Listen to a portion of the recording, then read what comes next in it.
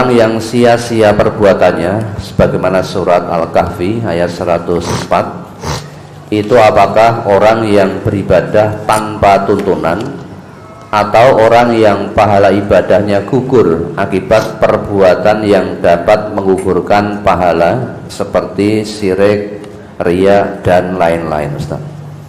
Ya, coba dibaca saja Al-Kahfi 103 sampai 106. Surat Al-Kahfi ayat 103 sampai 104. 106. Lanjutkan sampai 106-nya. A'udzu billahi minasyaitonir rajim. Qul hal nunabbi'ukum bil akhsarina a'mala alladzina dhalla sa'yuhum fil hayatid dunya wa hum yahsabuna annahum yuhsinuna sun'a ulaika alladzina kafaru bi ayati rabbihim wa liqa'ihi fahabitat a'maluhum fala nuqimu lahum yawmal qiyamati wazna dzalika jazaa'uhum jahannamu bima kafaru wattakhadhu ayati wa rusuli huzwa.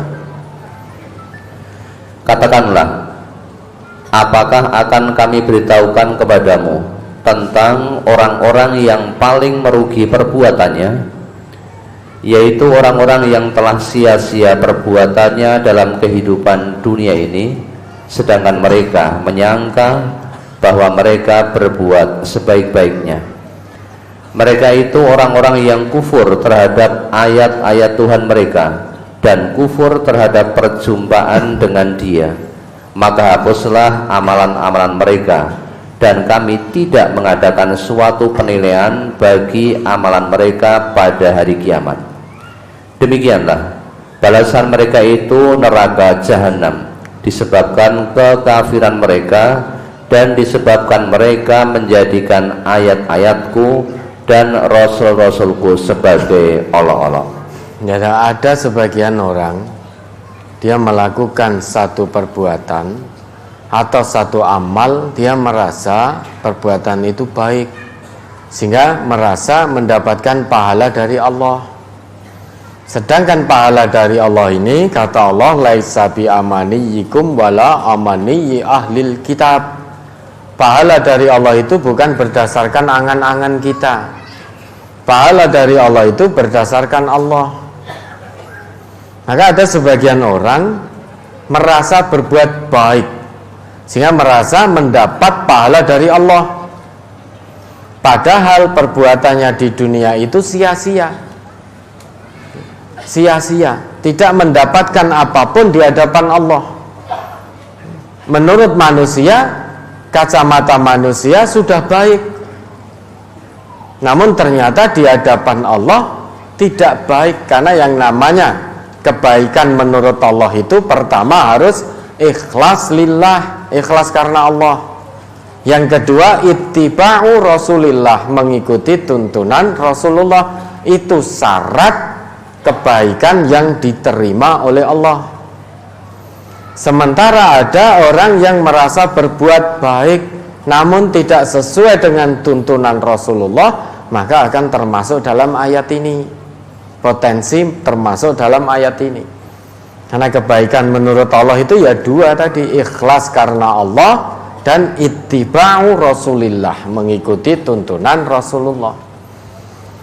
Maka musyrik, tidak beriman kepada Allah, beribadah tanpa tuntunan dari Rasulullah, masuk ke dalam ayat ini.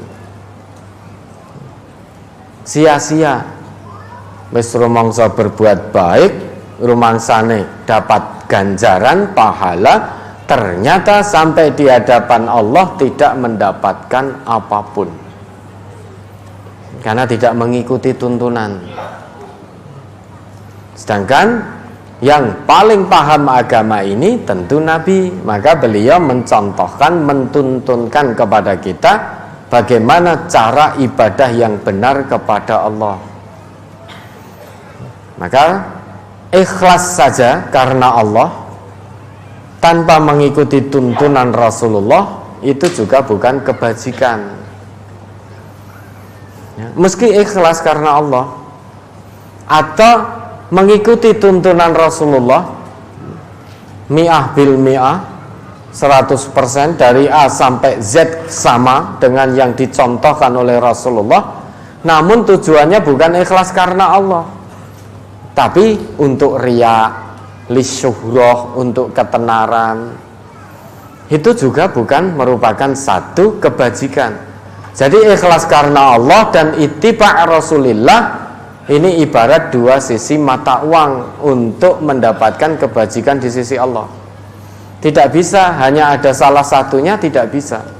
Ikhlas tok tanpa ikut tuntunan, atau ikut tuntunan tok tapi niatnya bukan untuk Allah.